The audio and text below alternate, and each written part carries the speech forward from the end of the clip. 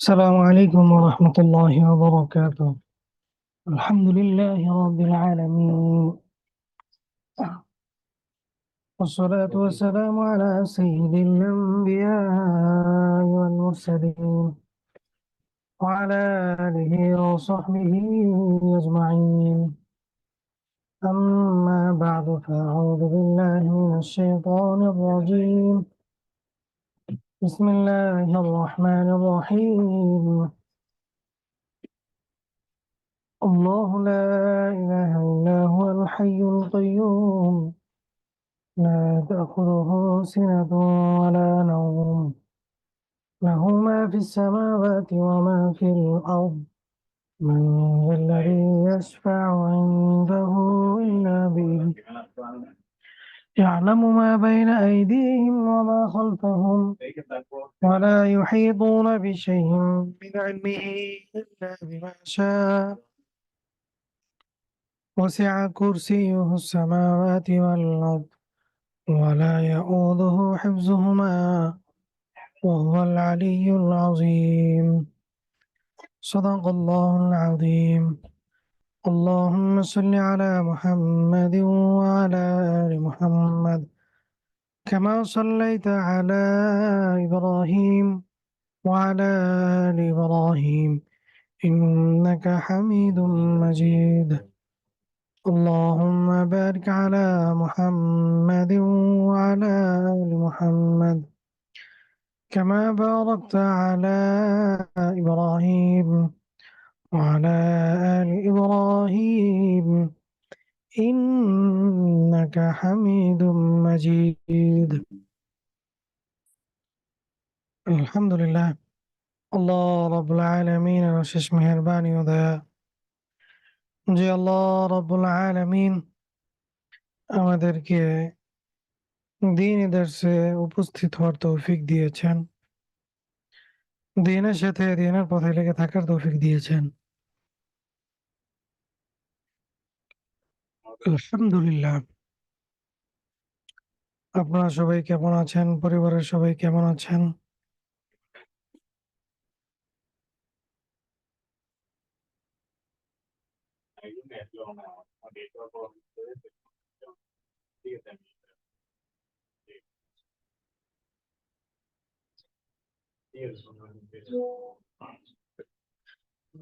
আচ্ছা, আজকে আমরা দুরূদ শরীফ পড়ব, সূরা ফালাক, সূরা লাহাব। এইটা তো আমরা সাধারণত অনেক সবাই পারি। যে বিষয়টা আমাদের জানা নাই সেটা আগে শিখি। মুসাফির, এই বিষয়টা আমরা একটু আজকে জানবো। সফর অবস্থায় আমাদের সালাতের বিধান কি? ঠিক আছে, ইনশাআল্লাহ।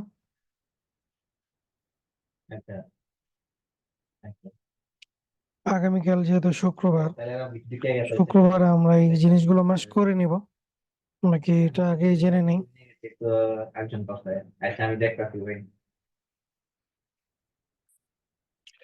মুসাফিরের পরিচয়: যে ব্যক্তি 15 দিনের কম সময়ের জন্য 48 মাইল তথা প্রায় 78 কিলোমিটার সফর করার নিয়তে নিজ এলাকার লোকালয় থেকে বের হয় তাকে শরীয়তের পরিভাষায় মুসাফির বলে, এবং এই যাত্রাকে বলে সফর।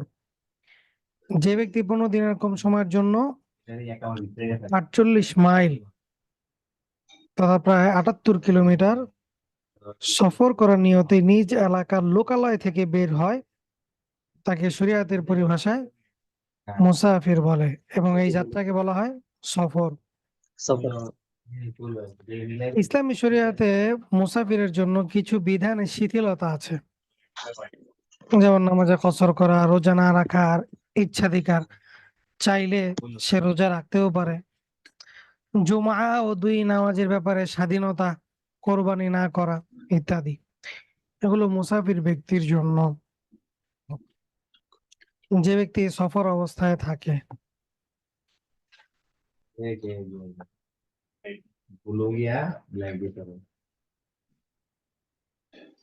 এখন দেখেন, সাধারণত আমরা সবাই মুসাফির হই, বছরে কয়েকবারই হই। কেউ হয়তো হয় না। নিয়ম হচ্ছে, ধরেন আপনি কোথাও ট্যুর দিলেন, কোথাও ঘুরতে গেলেন। সেটা যদি ৭৮ কিলোমিটার অতিক্রম করে তাহলেই আপনি মুসাফির। নিজ এলাকা থেকে যখন বের হয়ে যাবেন লোকালয় থেকে, তখন আপনি মুসাফির অবস্থায় থাকবেন। আপনি যেই জায়গায় যাচ্ছেন সেখানে যদি ১৫ দিনের কম সময় থাকার জন্য নিয়ত করেন, তখন আপনি মুসাফির। তো মুসাফির অবস্থায় আল্লাহ তাআলা সহজ করে দিয়েছেন বান্দার জন্য যে তুমি ৪ রাকাত ফরজ নামাজ ২ রাকাত পড়বে।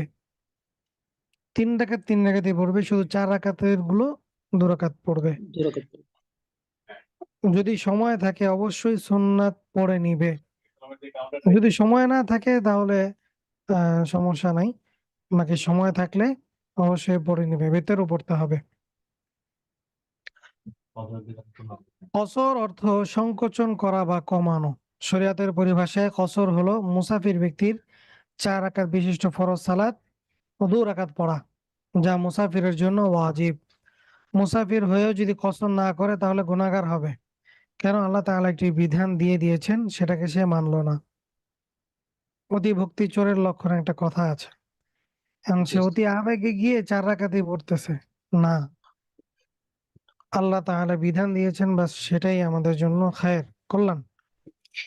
তবে ৩ রাকাত বিশিষ্ট ফরজ নামাজ, ওয়াজিব নামাজ এমনকি সুন্নত নামাজ পূর্ণ আদায় করতে হবে। সফর সহিহ হওয়ার শর্ত।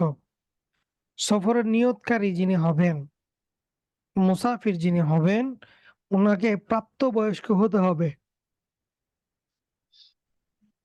জি নাবালেগ শিশুর নিয়ত দ্বারা সফর শুদ্ধ হবে না। কারণ এর উপর তো নামাজই নাই। জি সফরের নিয়তকারী স্বনির্ভর হওয়া অর্থাৎ কারো অনুগামী না হওয়া। সুতরাং স্বামীর সফরের নিয়ত ছাড়া স্ত্রীর সফরের নিয়ত গ্রহণযোগ্য হবে না। বুঝতে পেরেছেন? জি উস্তাদ। স্বামীর সফরের নিয়ত ছাড়া স্ত্রীর স্ত্রীর সফরের সফরের নিয়ত নিয়ত গ্রহণযোগ্য হবে গ্রহণযোগ্য না। হবে না। পায়ে হেঁটে অতিক্রম করতে ৩ দিন লাগে এই পরিমাণ দূরত্ব হওয়া। এর কম দূরত্ব দ্বারা সফর হবে না। মুসাফির ব্যক্তি সফরের নিয়তে নিজ এলাকার লোকালয় থেকে বের হওয়ার পর থেকেই কসর শুরু করবে এবং পুনরায় সফর থেকে ফিরে নিজ শহরে প্রবেশ করার পূর্ব পর্যন্ত চালিয়ে যাবে যদি সেটা ১৫ দিনের কম হয়। সফর পরিমাণ দূরত্ব কেউ ১ ঘন্টায় অতিক্রম করলেও তার সফরের বিধান কার্যকর হবে। যেমন প্লেনে যাই অথবা ধরেন বাসে যাওয়া যায় বা বাইকে যাওয়া যায়। যেভাবেই হোক ১ ঘন্টায়ও যদি কেউ ৭৮ কিলোমিটার অতিক্রম করে ফেলে তাহলে তারও সফর কসর পড়তে হবে। যদি কোনো ব্যক্তি কোনো এলাকায় ১৫ দিনের কম সময় থাকার নিয়তে যাওয়ার পর নতুন কোনো প্রয়োজনে আরো বেশি সময় থাকতে হয়, এভাবে যদি কয়েক বছর অতিক্রম করে তবুও সে কসর আদায় করতে থাকবে। যেমন কোথাও একটা কাজের জন্য গেছে, এই কাজটা ৭ দিনের মধ্যেই শেষ হয়ে যাবে। তো ৭ দিনের মধ্যে শেষ হয় নাই। বলল যে আর ২ দিন লাগবে। থাকলো আরো ২ দিন। বলল যে না আরো ৩ দিন লাগবে, আরো ৫ দিন লাগবে।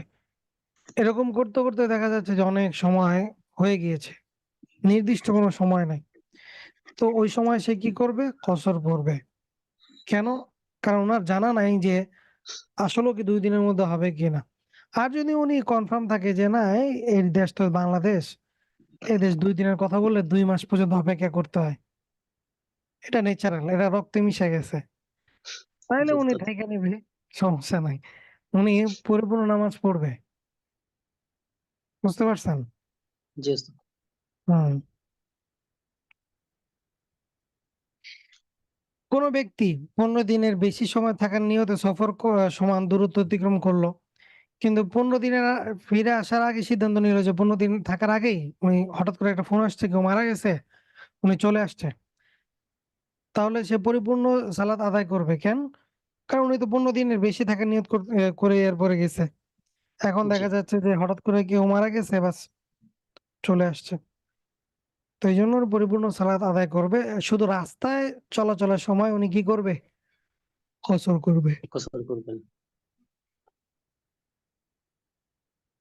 মুসাফির ব্যক্তির 4 রাকাত বিশিষ্ট ফরজ নামাজ যদি ছুটে যায় এবং তা যদি কাজা আদায় করতে চায় তাহলে 2 রাকাতই আদায় করবে।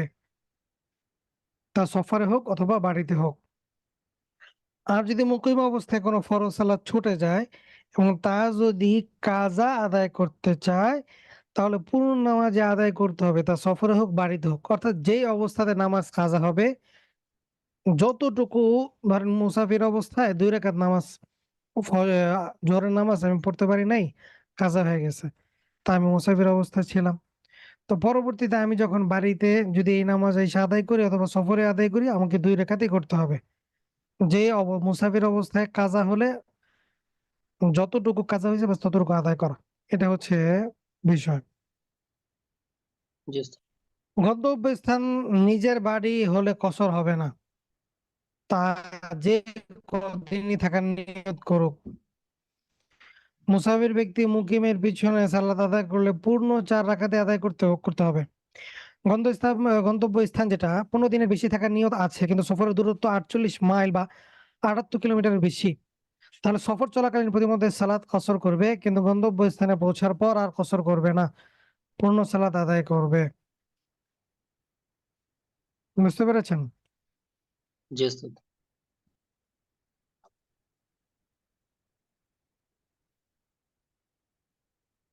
আচ্ছা, এখন আসেন যেই সমস্ত মহিলাদের বিবাহ হয়ে যায় এবং তারা শ্বশুর বাড়িতেই থাকে, পরবর্তীতে তারা যখন নিজের বাপের বাড়িতে যাবে আর সেটা যদি 48 কিলোমিটার 78 কিলোমিটার দূরত্ব হয়, তাহলে সে যখন বাপের বাড়িতে আসবে তখন সে ওইটা যদি তার জন্মস্থান না হয় তাহলে সে কসর করবে। আর যদি জন্মস্থান হয় তাহলে সে কসর করবে না, পূর্ণ সালাত আদায় করবে। জি ওস্তাদ।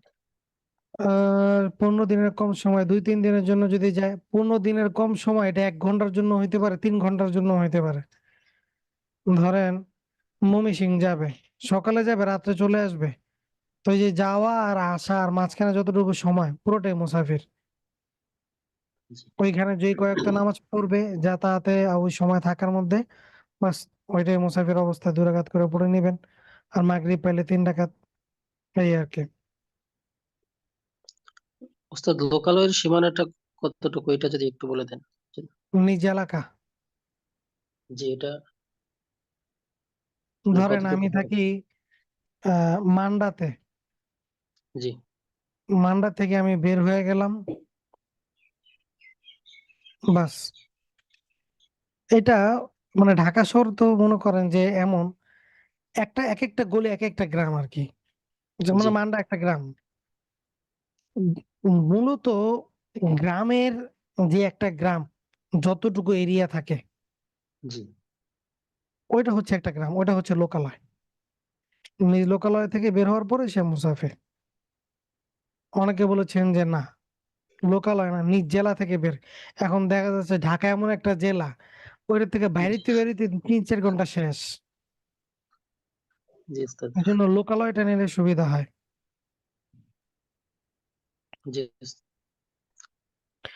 ওস্তাদ, একজন লোকের শ্বশুর বাড়ি 78 কিলোমিটার বেশি, বউকে এখনো উঠায় আনে নাই, শুধু আগ ধুয়েছে। এখন জামে মাসে 2-1 বার যায় শ্বশুর বাড়ি, 2 দিন থাকে শ্বশুর বাড়ি। এখন কি মুসাফির হবে না? সে মুসাফির হবে না, কারণ সে তো বউই হচ্ছে তার বাপের বাড়ি, যেহেতু এখনো আছে।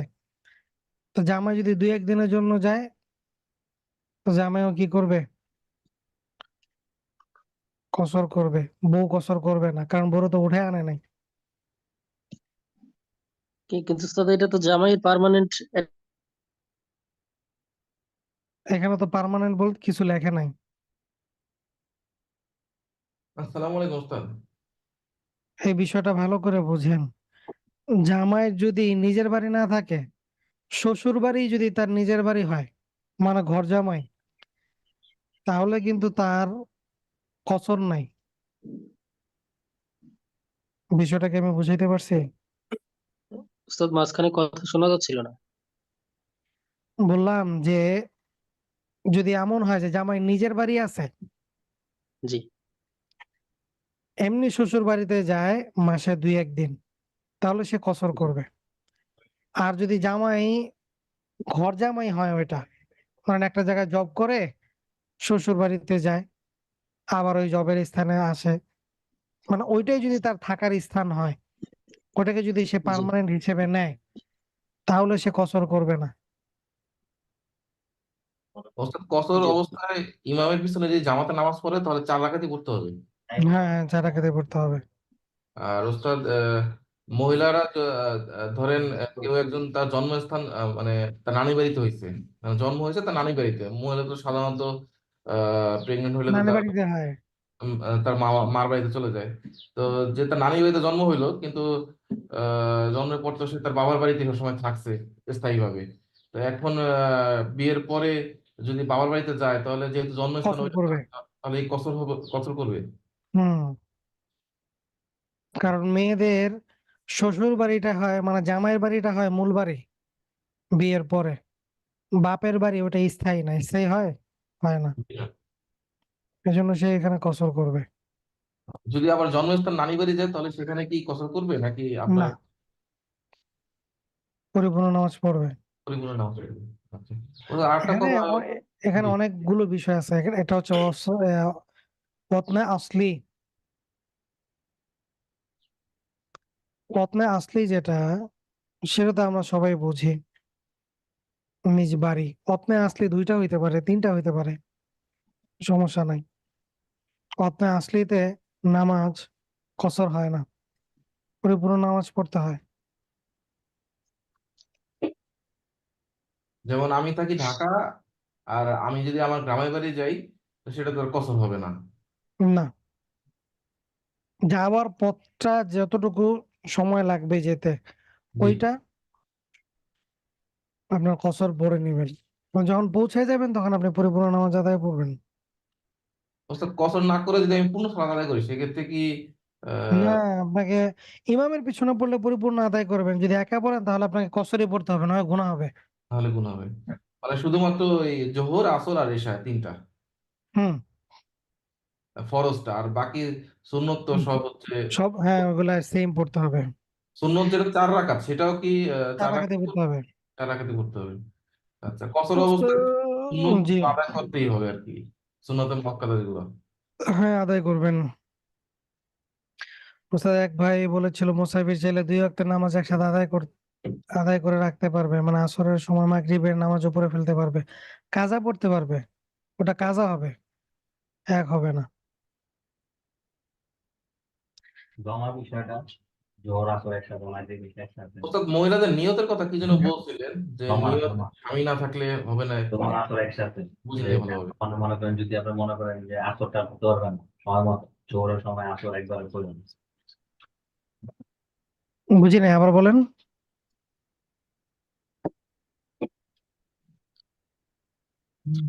সফরের নিয়তের কথা বলছিলেন, যে মহিলাদের স্বামী যদি নিয়তটা নিয়ত না করে তাহলে স্ত্রী নিয়তের দ্বারা মানে সফর হবে না, এটা বলছে, এটা উনি জিজ্ঞাসা করতেছে। ওটা একটু বুঝাই বলে ভালো হইতো, ওটা পুরোপুরি বুঝি নাই। আচ্ছা, দাঁড়ান, কোনটা বলছিলেন? এই তো এটাতে ওস্তাদ, এই যে মানে সফরের স্বনির্ভর হওয়া। নিয়তকারী স্বনির্ভর হওয়া, জি কার ওস্তাদ। অনুগামী না হওয়া। মানে বিষয়টা হচ্ছে স্বামীর সফরের নিয়ত ছাড়া স্ত্রীর সফরের নিয়ত গ্রহণযোগ্য হবে না। ইসলামের শরিয়াতের যে হুকুম কি, 48 মাইল অতিক্রম সফর যদি কেউ ইচ্ছা করে তাহলে সে মাহরাম সহ যাবে। মাহরাম ছাড়া সে কি করবে না? সফর করবে না। সফর করবে না। এখন স্বামী সফরের নিয়ত করে না, স্ত্রী কইসা করে বসে রইছে, সেক্ষেত্রে সেটা গ্রহণযোগ্য হবে না। বিষয়টা কি বুঝাইতে পারছে? জি ওস্তাদ। জি ওস্তাদ। মাহারাম যদি অন্য কারোর সাথে, স্বামী ছাড়া অন্য কারোর সাথে যদি যায়, তাহলে তার মাহারামের নিয়ত হলেই হবে। হুম।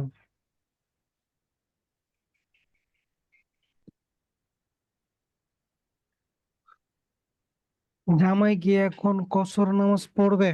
জামাই যদি পার্মানেন্ট চিন্তা করে ওইখানেই থাকবে, এবং তার যাতায়াতটা যদি এমনই হয় যে ছুটি পাইলে সে শ্বশুর বাড়িতে যায়, তাহলে সে আর কসর করবে না। সে পরিপূর্ণ নামাজ পড়বে। কারণ তখন তার বাড়িটাই হয়ে যায় ওইটা। যেহেতু তার বিবি ওইখানেই। আর যদি এমন হয় যে না নিজের বাড়ি তো আছে, শ্বশুর বাড়িতে এমনিই যায়, তাহলে সেটা ভিন্ন হিসাব। এখানে পার্মানেন্টের একটা বিষয় আছে। যদি পার্মানেন্ট কেউ নিয়ত করেই নেয় যে না শ্বশুর বাড়িতেই আমার যাতায়াত, ওইটাই আমার বাড়ি, তাহলে সে কসর করবে না। আর যদি এমনিই যায়, নতুন বিয়ে শাদী হয়েছে উঠে নিব কয়েক মাস পরে, তখন সে কসর করবে। জি উস্তাদ, প্রশ্নটা এরকমই ছিল। না অনেকে তো আবার ওই উঠে নেওয়ার চিন্তা করে ও একবারেই রাইখা দেয় পরবর্তীতে আর জি উস্তাদ, নিয়ে আছে থাকে অনেক না। এরকম। সবর অবস্থা সুন্নত বা নফল নামাজ পড়তে পারবে, পড়তে হবে, পারবে কি, পড়তে হবে। সবর কসরের সুন্নত মক্কাতে না পড়লে কি গুনাহ হবে? অভ্যাসে পরিণত হলে গুনাহ হবে। আমি টাঙ্গাইলে 6 বছর প্লাস জব করি, মাঝে মাঝে 4-5 দিনের ছুটিতে যাই, যেখানে সেখানে কি কসর করবো? 4-5 দিনের ছুটিতে কোথায় যান? বাড়িতে? বাড়িতে গেলে তো আর কসর হবে না।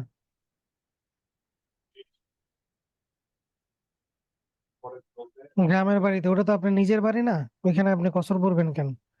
ওটা আপনার আসলি, আপনি আসলি, ওটাতে কসর হবে না, ওটা পরিপূর্ণ নামাজ পড়তে হবে আপনাকে।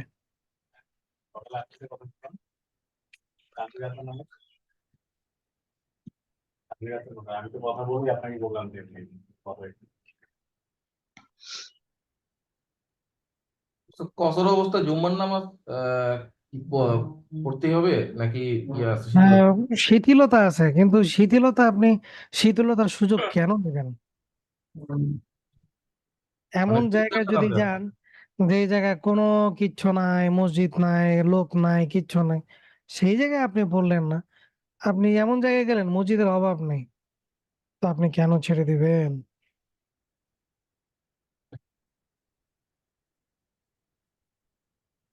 তাহলে কি এখন কাজা আদায় করে নিব? পূর্বের যে আপনি বাড়িতে গেলে কি কসর করতেন নাকি?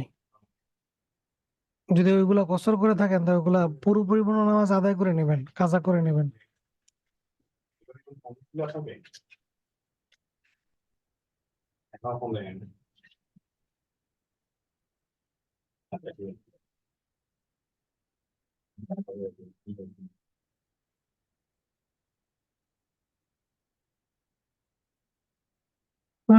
স্যার যদি গ্রামে যাই 2-1 দিনের জন্য, কিন্তু অতনা আসলিতে না গিয়ে অতনা আসলের কাছাকাছি কোনো এক আত্মীয় বাড়িতে থাকলাম, তাহলে কি আমি মুকিম নাকি মুসাফিরি? যদি এমন হয় যে আপনি আপনার নিজ শহর যেটা সদর বা নিজ গ্রামে না ঢুকেন, অন্য কোনো গ্রামে থাকেন, তাহলে সেখানে ধর্তব্য না। অনেকে বলেছেন নিজ জেলা, নিজ জেলাতে যদি যান তাহলে আপনাকে পরিপূর্ণ পড়তে হবে। আর যদি এমন হয় যে না নিজ জেলা না পাশের জেলা, তো সেক্ষেত্রে আপনি কসর পড়বেন, সমস্যা নেই। আর বাড়ির কাছাকাছি গিয়ে আপনি বাড়িতে যাবেন না কেন? অবশ্যই বাড়িতে যাবেন। রাস্তার যদি কোনো রক্ত পড়ে তাহলে কি কসর পড়বো? হ্যাঁ, রাস্তার মধ্যে কসর পড়বেন।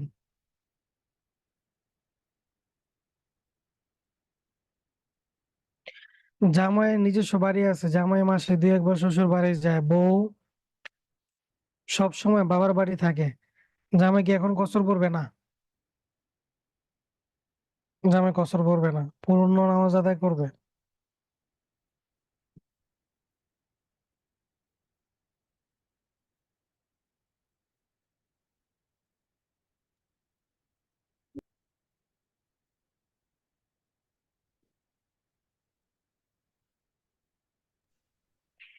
ওস্তাদ উনি যে প্রশ্নটা করলো যে জামাইয়ের নিজস্ব বাড়ি আছে, মাঝে মাঝে শ্বশুর বাড়ি যায়, তো ওটা তো ওস্তাদ তার নিজের বাড়ি যাচ্ছে না, তাহলে কসর কেন করবে না? বউ তো নিজের বাড়িতেই থাকতেছে, বউ যে বাড়িতে থাকবে জামাইয়ের হুকুম সেখানেই গড়াবে। বউ তো শ্বশুর বাড়িতে থাকতেছে না, শ্বশুর বাড়িতে থাকতেছে। জি না। তার মানে বউ যখন তার বাপের বাড়িকে পার্মানেন্ট বানিয়ে নিয়েছেন, জি। তাহলে জামাইও সেখানে পার্মানেন্ট, তাহলে ওইটাও জামাইয়ের একটা বাড়ি। তখন সে নিজের বাড়িতে কেন কসর করবে? তাহলে বউ যখন জামাই বাড়িতে 2-1 দিনের জন্য বেড়াইতে আসবে, সেটাও তো তাহলে পূর্ণ সালাত আদায় করবে, এরকম কি? যখন বউ জামাই বাড়িতে আসবে, জি, এমন হয় যে মানে বউ নিজের বাড়িতে বাপের বাড়িতে থাকে, কিন্তু দেখা যায় মাঝে মধ্যে জামাই বাড়িতে বা শ্বশুর বাড়িতে আসে, মামা এই যে তখন বউ কি পূর্ণ সালাত আদায় করবে? যদি এমন হয় যে জামাই বউকে নিয়ে আসছে 2-1 দিনের জন্য এখানে, আর এখানে ওনাদের নিয়তটা দেখতে হবে, ওনাদের আসলে নিয়ত কি। যদি এমন হয় যে না শ্বশুর বাড়িতে আসছে 2-1 দিন বেড়ানোর জন্য, তাহলে উনি কসর করবে। আর যদি এমন হয় যে না শ্বশুর বাড়িকেই পার্মানেন্ট বানায় নিছে, ওইটা এমনি বেড়ানোর জন্য আসছে, হুম। এখানে জামাইয়ের উপরে অনেক কিছু নির্ভর করে। জামাই আসলে কি নিয়ত করতেছে। যদি এমন হয় যে না জামাই এই বাড়িতে থাকার ইচ্ছা নাই, এটাকে সে পার্মানেন্ট মনে করতেছে না, ভবিষ্যতে এখানে সেটেল হওয়ার চিন্তা ভাবনা আছে এবং বাড়িতে যাতায়াত কম। হুম। ধরেন আমার গ্রামের বাড়ি, ধরেন কোথায় বলা যায়, কোন বুঝতে- এলাকার লোক ভালো। আমি একটু ভেঙে বলি, যেমন ধরেন এখন অনেক সময় এরকম হয় যে বউরা নিজেদের বাড়িতে থাকে কিন্তু উঠায় আনে না। দেখা যায় উঠায় আরো 1 বছর 2 বছর 5 বছর পরে আনবে, এরকম কোনো প্ল্যান নাই, কিন্তু দেখা যায় উঠায় আনার আগেই মেয়েরা দেখা যায় 2-1 দিনের জন্য বেড়াইতে আসে জামাই বাড়িতে, আবার চলে যায়, 2-1 দিনের জন্য বেড়াতে আসে, চলে যায়। আমি ওই প্রেক্ষাপটে বলছি আর কি। এখন যদি তার পার্মানেন্ট ইচ্ছা থাকে যে না শ্বশুর বাড়িতে থাকবে, আজকে হোক 5 বছর পর হোক, তখন সে হুম। নিজের বাড়ি হিসেবে পড়ে নিবে, পরিপূর্ণ সালাত আদায় করবে। আচ্ছা। আটটা দিতে নিব।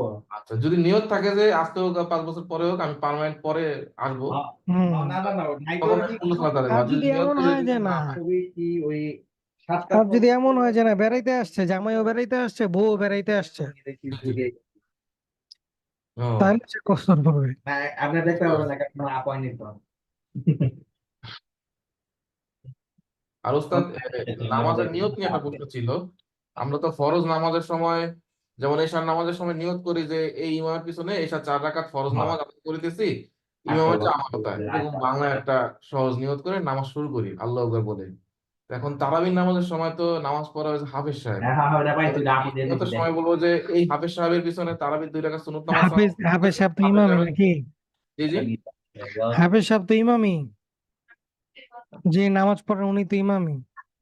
আচ্ছা, তো এটা আমি আসলে ঠিকঠাকভাবে জানি না যে আসলে যার পিছনে নামাজ পড়ি, সে যার পিছনে পড়ি সেই হচ্ছে ইমাম, তাই তো? মানে হ্যাঁ, এখন যদি এখানে আমিও নামাজ পড়াই তাহলে আমি হয়ে যাব ইমাম আমার পিছনের মুক্তাদিদের জন্য। বিষয়টা কি এমন? বিষয়টা হচ্ছে যখন আপনি ইমামের পিছনে নামাজ পড়বেন, জি, জি। মানে যিনি নামাজ পড়াবেন তিনি ইমাম, চাই সে হাফেজ হোক মাওলানা হোক, হাফেজ না হোক, সমস্যা নাই। আচ্ছা, আচ্ছা। আচ্ছা, ঠিক আছে ওস্তাদ, এটা একটু কনফিউশন ছিল। আসসালামু আলাইকুম রহমতুল্লাহ। ওয়ালাইকুম আসসালাম ওয়া রাহমাতুল্লাহ। একটা মুসলিম ডে অ্যাপস এর আপনার কসর নামাজের বিধান সম্পর্কে, সফর অবস্থায় সুন্নত নামাজ এখানে লেখা আছে, বিষয়টি আমি পড়ে শোনাই একটু। সুন্নতে মুআক্কাদা নামাজগুলো মাঝে মাঝে ফরজের 2 রাকাত, ফজরের 2 রাকাত সুন্নতের গুরুত্ব সবচেয়ে বেশি। সফর অবস্থায় ও সম্ভব হলে 2 রাকাত নামাজ যথারীতি আদায় করবে। তবে জোহরের 6 রাকাত, মাগরিবের 2 রাকাত ও এশার 2 রাকাত সুন্নতের ক্ষেত্রে কোনো বাধ্যবাধকতা নেই। যদি পড়ার সুযোগ থাকে তাহলে পরে উত্তম। আর যদি সফরের কারণে সুন্নত নামাজ পড়া কষ্টকর হয় তাহলে না পড়া উত্তম। আর আপনি ওইখানে বলছিলেন যে যদি সুন্নতটা পড়তে হবে, যদি কেউ এটাকে নিয়ম বানিয়ে ফেলে সে পড়বে না তাহলে সে গুনাহগার হবে। বিষয়টা কি এটার সাথে সামঞ্জস্যপূর্ণ কিনা? বিষয়টা হচ্ছে অ্যাপস বা বিভিন্ন ফতোয়া লেখার ক্ষেত্রে কিছু মূলনীতি অনুসরণ করতে হয়। যেমন ধরেন একটা জিনিস বৈধ, আপনি ধরেন একটা খাবার আপনি লিখে দিলেন এই খাবারটা খাওয়া জায়েজ, তবে শর্ত হচ্ছে এই জিনিসগুলো পাওয়া যেতে হবে। মানুষ শুরুর অংশটা পড়েই জায়েজের উপর আমল করবে, কিন্তু কি কি শর্ত নিচে লেখা আছে সেগুলো দেখবে না। যদি আপনি এভাবে লিখেন যে এই খাবারটা জায়েজ নাই, তবে হ্যাঁ এই শর্ত পাওয়া গেলে জায়েজ, তখন কিন্তু মানুষের একটা অন্যরকম গুরুত্ব আসবে। সেটা কি? যে এই খাবারটা জায়েজ নাই, তবে এই জিনিসগুলো পাওয়া গেলে জায়েজ। এখন শুরুতেই যদি ধরেন এভাবে বলি যে না সুন্নত পড়তে হবে না, সমস্যা নাই, আপনারা সুন্নত না পড়লেও চলবে, তাহলে আমাদের গুরুত্ব কমে যাবে। সফরে গিয়ে খুব কম মানুষ আছে যে খুব ব্যস্ত থাকে, সুন্নত পড়ার সময় থাকে না, আজেরই। এমনিই মানুষ নামাজ পড়তে চায় না, সফর আল্লাহ তাআলা সহজ করে দিয়েছেন। এখন আমি যদি সুন্নত গুলোও ছেড়ে দিই, আমি তো শুনছি যে সুন্নত না পড়লেও চলবো, বললাম না, তখন কি হবে? এই যে নামাজের যে গুরুত্ব তার মধ্যে কমে যাবে। এই জন্য মাসআলা বলার ক্ষেত্রে সতর্কতা অবলম্বন করা। ধরেন আমি ঢালাও ভাবে যদি এখন বলতাম যে না সমস্যা নেই, আপনি সুন্নত না পড়লেও চলবে, ফরজ পড়লেই হবে, সবাই চিন্তা করতো কি না এই ফরজ পড়ে চলে আসতো সুন্নতের, আর না পড়লেও তো চলবে, সমস্যা নাই। কিন্তু ওইভাবে বলার কারণ কি? কারণ হচ্ছে নামাজের গুরুত্ব যেন আমাদের মধ্যে থাকে। আল্লাহ তাআলা সুযোগ দিয়েছেন যে হ্যাঁ যদি ব্যস্ততা থাকে তাহলে ঠিক আছে। খুব কম মানুষের এমন আছে যে সে এত ব্যস্ত ফরজটা পড়ার পর আর সময় পায় নাই। এই জন্য আহ, বলার ক্ষেত্রে অনেক সময় ভিন্নতা থাকে। আমি খুব সহজেই কোনো জিনিসকে জায়েজ বলি না বা ছেড়ে দিই না। কেন? মানুষের মধ্যে এমনি মানার মাত্রা কম, মানতেই চায় না। এই জন্য জটিল করে বলা যেন মানুষ মানে। যিনি প্রশ্ন করেছেন ভাই হ্যান্ড রাইজ করেন, বুঝতে পারছেন কিনা?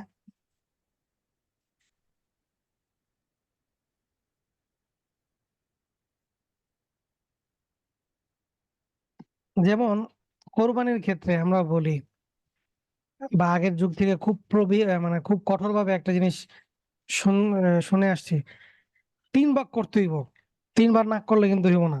কোরবানির গোশতের কয় ভাগ করতে হইব? 3 বার। 3 ভাগ। বিষয়টা কিন্তু মুস্তাহাব, না করলেও সমস্যা নেই, একা গিলে ফেলাইলেও সমস্যা নাই। কিন্তু এটাকে গুরুত্ব দেওয়া হয়েছে কেন, এমন ভাবে উপস্থাপন করা হয়েছে কেন যেন যাতে মানুষ গুরুত্ব দেয়। মানুষ গুরুত্ব দেয় এবং অন্যরাও যেন তার এই গোশত থেকে ফায়দা পায়, উপকৃত হতে পারে। কিন্তু এই হুকুম কখনো এইভাবে মানুষের সামনে উপস্থাপন করে না, এটা মুস্তাহাব, না দিলেও সমস্যা নাই। এমনিই তো মানুষ দিতে চায় না, এখন যদি এটাকে ঢালাও ভাবে এইভাবে বলা হয় যে এটা মুস্তাহাব, না দিলেও চলবো, এমনিই মানুষ তো নিজের গরু নিজে খায়া সাবার করে ফেলায়, তখন তো আরো দিত না। এই জন্য সব হুকুম সব ভাবে না বলা, যাতে করে মানুষের মধ্যে একটা গুরুত্ব থাকে, আমলের প্রতি একটা অন্যরকম স্পৃহা তৈরি হয়। জি উস্তাদ, আলহামদুলিল্লাহ বুঝতে পারছি। জাযাকুমুল্লাহ। জি বলেন। ওয়ালাইকুম আসসালাম। ওস্তাদ, ইয়া, ঋণ থাকলে কি কোরবানি দেওয়াতে কোনো সমস্যা নেই? ঋণ থাকে, আর আমাদের গ্রামে হয় কি, বুঝি নাই। ঋণ, তারা যদি ঋণ থাকে তাহলে কি কোরবানি দেওয়া যাবে? আল্লাহ রসুল বলছে ঋণ করে হলেও তুমি কোরবানি করো। ও, আচ্ছা। আর এখন আমাদের বিষয়টা না, এখন বিষয়টা বুঝেন। এখন আপনি ঋণ আছেন 5 লাখ টাকা, আপনাদের কে বলছে ভাই কোরবানি দিতে? কারণ আপনি একটা মানুষকে ওয়াদা করছেন যে এই কোরবানির আগেই তোমার 1 লাখ টাকা আমি দিয়ে দিব, আপনি ওই বেচারার টাকা না দিয়া আপনি কোরবানি দিলেন। ওই বেচারা তো ধরেন মুখ দিয়ে তার খুব সুন্দর সুন্দর কথা বের হবে, আর আপনি ওয়াদাবদ্ধ হইলেন, দিলেন না। এই জন্য ঋণ পরিশোধ করবেন। আল্লাহ রসুল যেটা বুঝাইতে চাইছেন যে সামান্য পরিমাণ ঋণ কইরা হইলেও তুমি কোরবানি করো। কিন্তু ঋণ রাইখা মানুষ টাকা পাইতাছে, পেরেশানি জ্বালা আমি বাঁচতাছি না, আমার এখন কোরবানি দিতে হইব কেন? আর আমার পোলা মায়া মানুষের গোস্ত খাইবো, পোলাপাইন চায়া থাকবো, বিষয়টা কেমন দেখা যায়? আর কোরবানি না দিলে মাইনসে কি কইব? জি ওস্তাদ। জি ওস্তাদ। আমাদের বুঝতে গ্রামে পারছেন? সমাজের একটা মাংস দেয়, এটা কি নেওয়া যায়? মানে 3 ভাগ বুঝি করা নাই, যায়? আবার বলেন। মানে সমাজ থেকে একটা মাংস কালেক্ট করা হয় আবার দিয়ে যায়, এটা কি আচ্ছা, সমাজের বিষয়ে এখানে ঝামেলা আছে।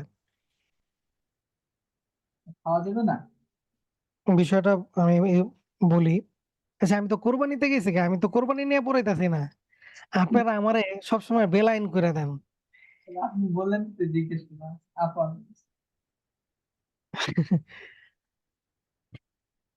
বিষয়টা হচ্ছে সমাজের যেটা হয়, সমাজের গোস্ত বিতরণের কিছু সিস্টেম আছে। একটা হলো বাধ্যবাধকতামূলক যেটা করে, একদম বাধ্যতামূলক আপনাকে অংশীদার হতেই হবে। এটা জায়েজ নাই। হ্যাঁ, কেউ যদি স্বেচ্ছায় গ্রহণ করে তখন কি করে সমাজে একটা গোস্ত দিয়ে আসে। ওই সমাজের গোস্তগুলা আবার সবার মাঝে বিতরণ করে। এটা ঠিক না। নিয়ম হচ্ছে কি, ওই সমাজে একটা ভাগ দিয়ে আসে বা কিছু গোস্ত দিয়ে আসে, সেটা গরিবদের মাঝে যদি বন্টন করে তাহলে ঠিক আছে। এখন হয় কি, যারা এই গোস্ত দেয় এদেরকে আবার দিয়া যায়, তার লাভ হইলো কি দিয়া? সবাইকে একটা সমান অংশ। ভাগ দেয়। জি। সবাইকে সমান ভাগ দেয়।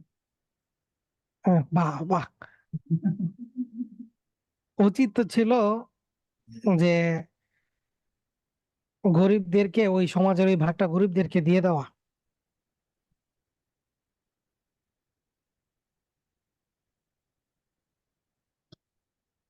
জি ওস্তাদ, বুঝতে পেরেছি।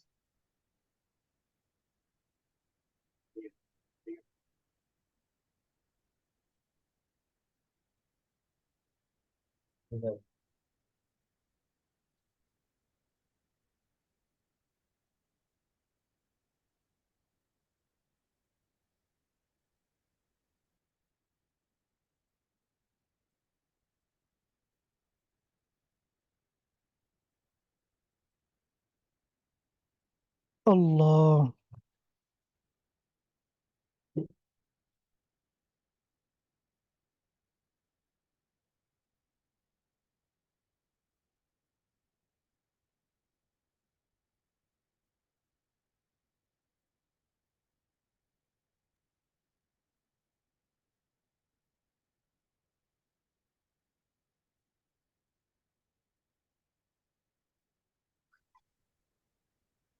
আচ্ছা, এখানে শ্বশুরালয়ের আরেকটা বিষয়, জি স্যার। এটা তো কেউ জিজ্ঞাসাই করেন নাই, মনে পড়লো।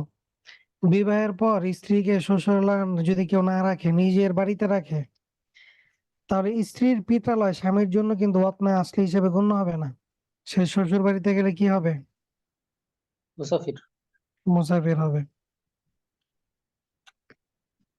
আর স্ত্রীকে যদি পিত্রালয়ে বসবাসের নিয়তে রাখে, তাহলে স্ত্রীর পিত্রালয় স্বামীর জন্য ওয়াতলা আসলি হিসেবে গণ্য হবে।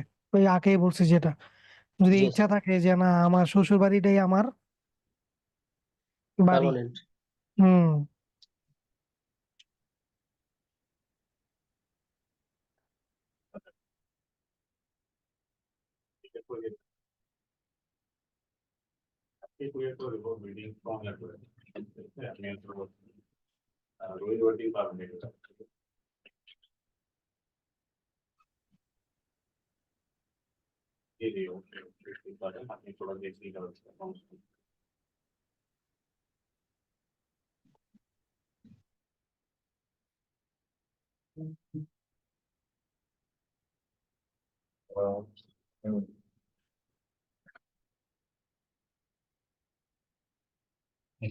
কোনো মেয়ে যদি ঈদের সালাতের সময় বাসায় একা সালাত আদায় করতে চায়, তাহলে সে কিভাবে আদায় করবে? ঈদের সালাত তো একা পড়া যায় না, বাসায় কেমনে একা আদায় করবে?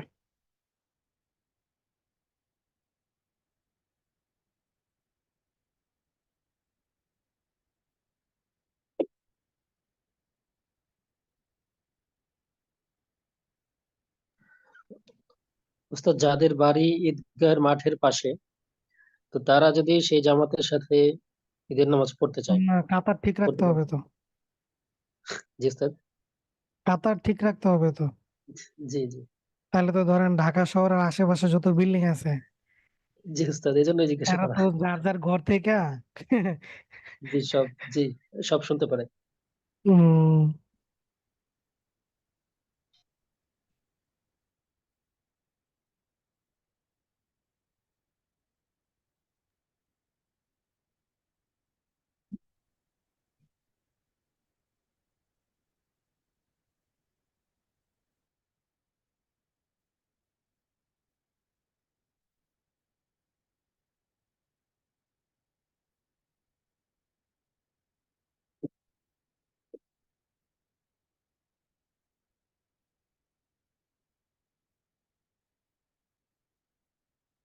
উস্তাদ নামাজের শেষে অনেকে ডান হাত মাথায় রাখে, নামাজের পরে বিজিকির গুলো করে, তারপর হাতে ফু দিয়ে শরীর মাসা করে, এই ব্যাপারগুলো কি সুন্নাহর অন্তর্ভুক্ত?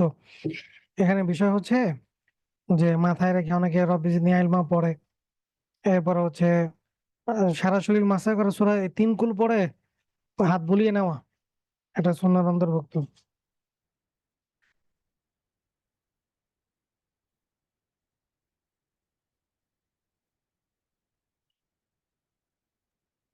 উস্তাদ এটা কি মাথায় হাত রেখেই পড়তে হবে নাকি না, হাত রেখে পড়লে কি গুনাহ হবে বা কি হবে? এমনিতে নর্মালি আমরা পড়ি যেটা তিন কুল। এটা বুজুর্গদের হয়তো বা কোনো ইয়া হয়তো, বাকি এটা মাথা রেখে পড়লে যে কিছু হবে বিষয়টা এমন না। রব্বি জিদনি জি ইলমা হবে এমনি মুখে বলেন, সমস্যা নাই। জি।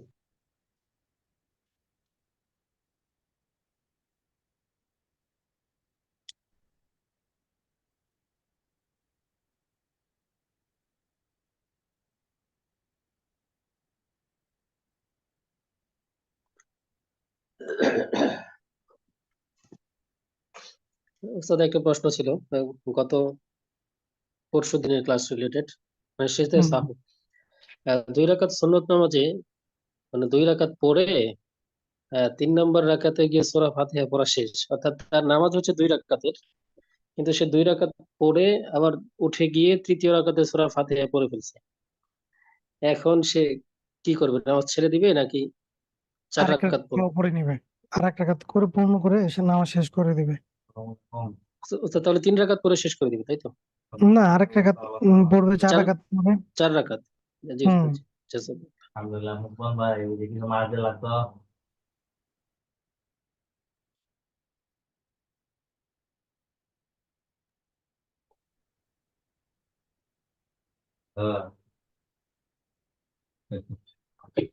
ইয়ে,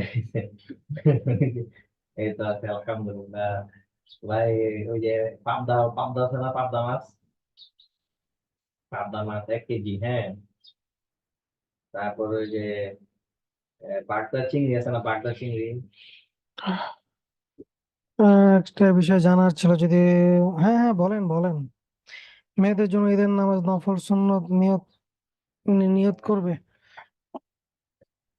মেয়েদের জন্য ঈদের জামায়াত নফল নাকি সুন্নত? হুম, হুম। মেয়েদের জন্য মুস্তাহাব, সে জামায়াতে পড়তে পারে, সমস্যা নেই। ঈদের নামাজ ইমামের পিছনে আদায় করতেছি, 6 তাকবীর বা কেউ 12 তাকবীর, বাস নিয়ত করে ফেলবেন।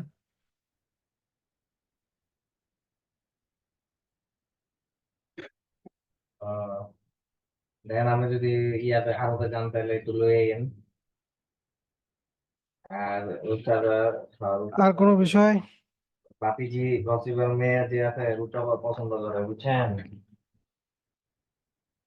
ওইটাকে তো বাপিজি নিয়ে লাগে। আল্লাহ, ওস্তাদ একটা বিষয় জানার ছিল, অনুমতি দেন। হ্যাঁ আমি তো বললামই, কি বিষয় বলেন? তো উনি হয়তো প্রশ্ন লিখতেছেন, হতে পারে। ও আচ্ছা আচ্ছা। না, জি উস্তাদ।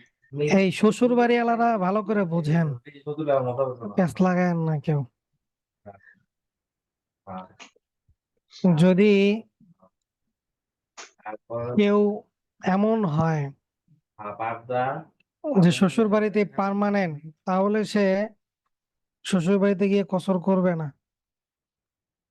যদি পার্মানেন্ট না হয় তাহলে কি করবে?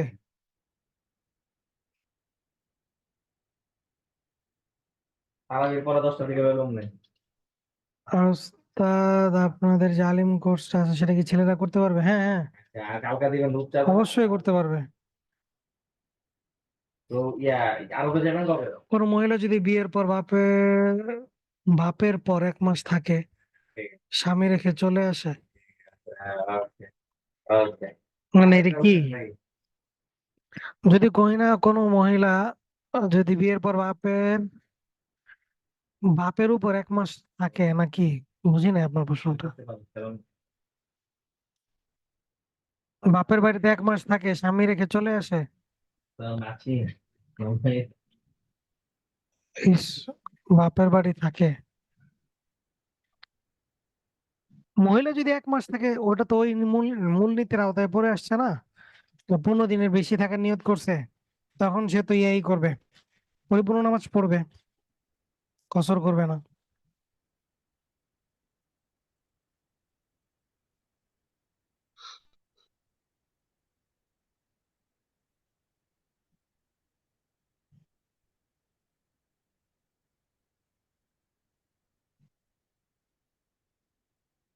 হ্যান্ড রাইজ করেন।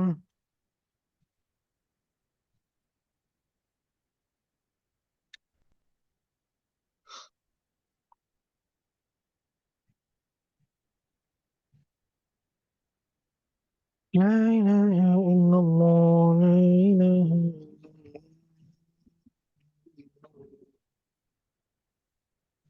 আসসালামু আলাইকুম রহমতুল্লাহ। ওয়ালাইকুম আসসালাম ওয়া রাহমাতুল্লাহ। গত পরশুদিন হয়তো একটা বিষয় বলার ছিল যে যদি কেউ জামাত ছুটে যায় বা কোন কারণে সে জামাত না পড়লে সে গুনাহগার হবে না, এই বিষয়টা আলোচনা হয়েছিল কিনা? ও না, এটা তো আপনাদের সিলেবাসে নাই, দেখে আমি সময় সুযোগ করে করে দিব না। উস্তাদ, আসসালামু আলাইকুম রহমতুল্লাহ। নতুন দিনের বুঝ হইছে তারা কোন বই পড়ার মাধ্যমে বা কিভাবে পরিপূর্ণভাবে ইসলামের জ্ঞান অর্জন করতে পারবে, কিভাবে আরো দিনের ভাবে কোনো কোর্স আছে নাকি ওস্তাদ? হ্যাঁ, ওই যে ফরজে আইন আছে, তো ফরজে আইন করেন তাহলেই তো হবে।